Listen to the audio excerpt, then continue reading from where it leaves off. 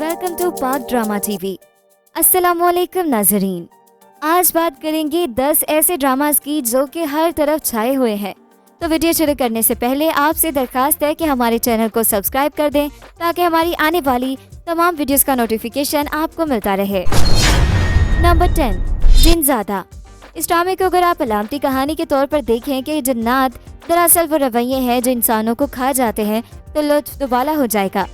जिनज़ादा ड्रामे में एक जिन के खानदान का एक इंसानी खानदान से वास्ता पड़ गया है या एक इंसान के खानदान का जन्नात के खानदान से ताल्लुक बन गया है, जिसने शादीशुदा इंसानी लड़की अबीहा से शादी भी कर ली है और उसका बच्चा भी पैदा हो गया है।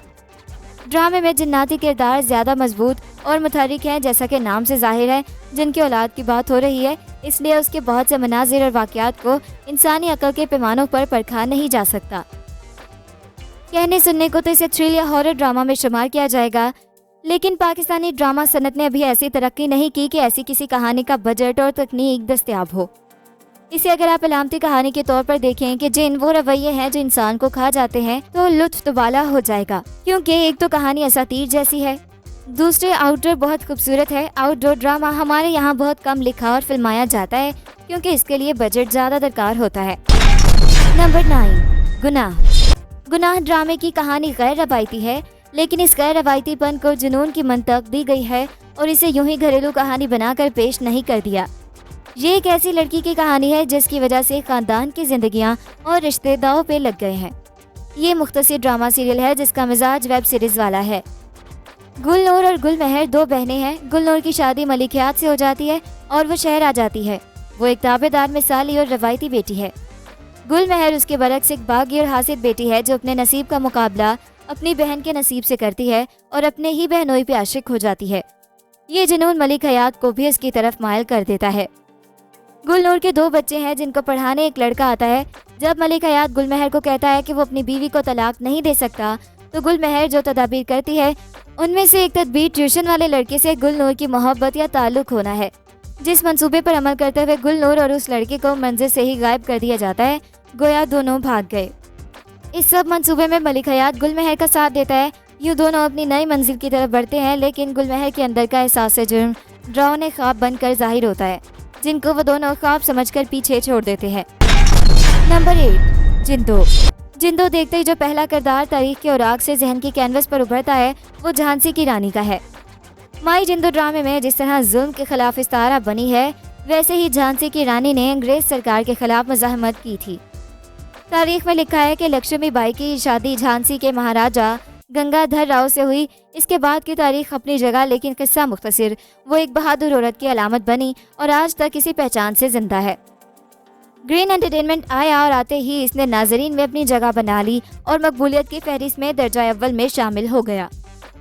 ड्रामा जिंदो भी ग्रीन टीवी से बुध की रात नशर किया जा रहा है। इस ड्रामे की पहली खसूसियत तो नाजिर को एक सहराई जंगजू औरत से मुतारिफ करवाना है जो तारीख में तो मिलती है, अब उसका मस्बत किरदार बहुत कम दिखाई दे रहा है।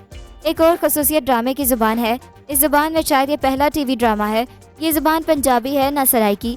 पाकिस्तान के कुछ इलाकों में ये ज़ुबान या बोली जिंदा है और यहाँ इसे रांगड़ी कहा जाता है। नंबर 7, गुरु।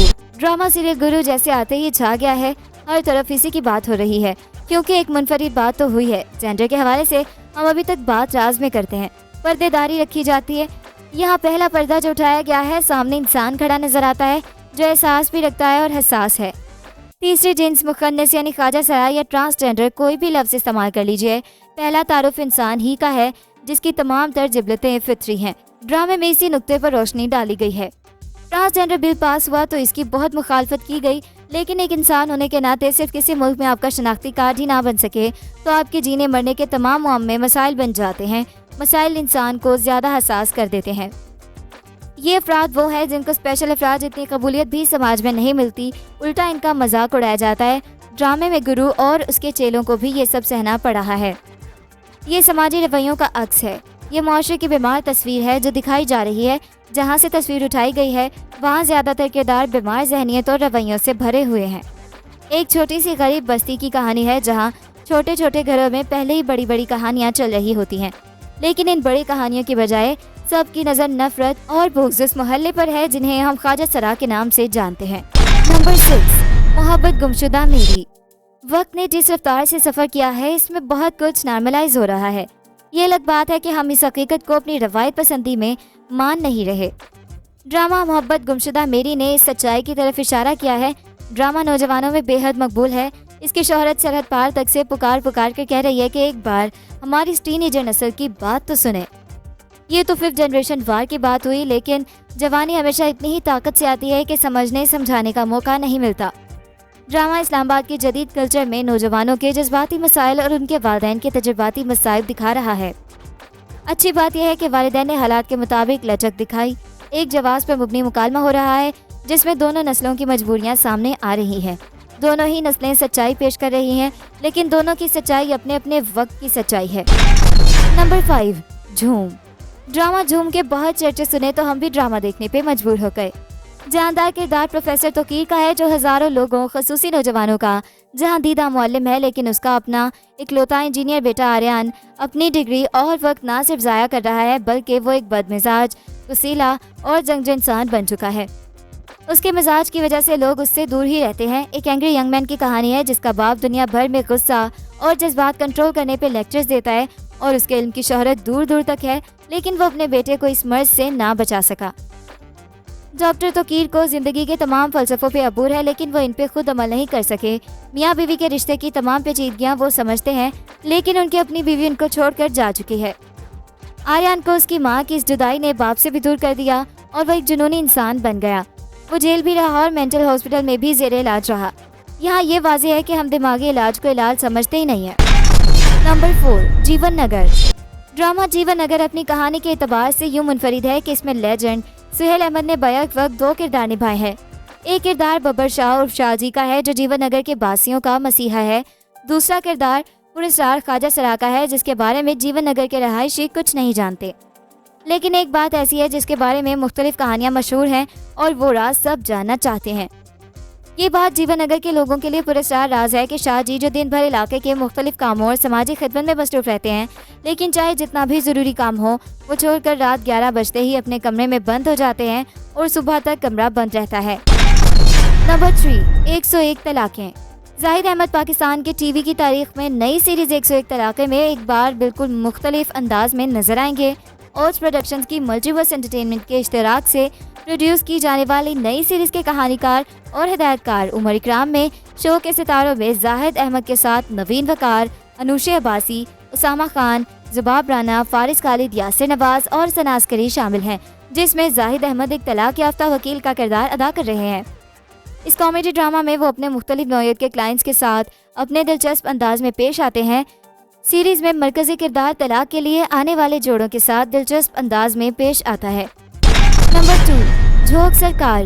جھوک سرکار ERY سے حال ہی میں نشر ہونے والا منفرد ڈرامہ ہے جس کی ابتدائی چند اقساط نے ہی خاصی مقبولیت حاصل کر لی ہے۔ یاد رہے ڈرامے کے مصنف ہاشم ندیم اس سے پہلے بھی کئی شاہکار ڈرامے تخلیق کر چکے ہیں جن میں خدا اور محبت، رقص بسمل، پریزاد، وصال اور عشق زہ نصیب شامل ہے۔ ان کا ہر کردار انفرادی نوعیت کا حامل ہے۔ پاکستانی ڈرامے لمبے عرصے سے یکسانیت کا شکار ہیں، وہی ساس بہو کے جھگڑے، گھریلو سیاستیں، دھوکہ، فریب اور ازدواجی زندگی کے مسائل اور طلاقیں۔ ایسے میں جھوک سرکار اپنی کہانی کے اعتبار سے مختلف نظر آتا ہے۔ اس طرح کے ڈرامے پہلے PTV کی پہچان ہوا کرتے تھے۔ اس ڈرامے میں سندھ میں موجود وریروں کے نظام اور بالخصوص کچی کے علاقوں کو موضوع بنایا گیا جو اپنی لا قانونیت کی وجہ سے خاصا بدنام ہے۔ نمبر 1، قابلی پلاؤ۔ پاکستانی ڈرامہ قابلی پلاؤ جو مقبولیت کی بلندیوں کو چھو رہا ہے، جس کی کہانی ایک نوجوان لڑکی اور ایک 50 سالہ مذہبی آدمی کے گرد گھومتی ہے۔ اس ڈرامے کی کہانی میں بتایا گیا ہے کہ محبت کی کوئی عمر نہیں ہوتی۔ ڈرامہ قابلی پلاؤ پر تبصرہ کرتے ہوئے نادیہ خان کا کہنا تھا کہ یہ ڈرامہ ماسٹر پیس ہے اور کبھی کبھی تو ایسی چیز بن جاتی ہے کہ دیکھنے والے کا نظریہ بدل جاتا ہے، جبکہ دوسری طرف یہ ڈرامہ دنیا میں دھوم مچا رہا ہے۔ ان کا مزید کہنا تھا کہ ہمارے یہاں ڈرامے کی کہانی پر زیادہ کام نہیں ہوتا، لیکن اس ڈرامے کی کہانی بہت خوبصورت ہے اور مجھے خوشی ہے کہ کچھ ہٹ کر بھی دیکھنے کو ملا ہے۔ مجھے اس ڈرامے پر بہت فخر ہے کیونکہ یہ پاکستان کے اصل ہنر کو سامنے لے کر آیا ہے۔ تو یہ تھا ہمارا آج کا کاؤنٹ ڈاؤن۔ ملتے ہیں ایک نئی ویڈیو کے ساتھ۔ اپنا فیڈ بیک دینا بالکل مت بھولیے گا۔ اللہ حافظ۔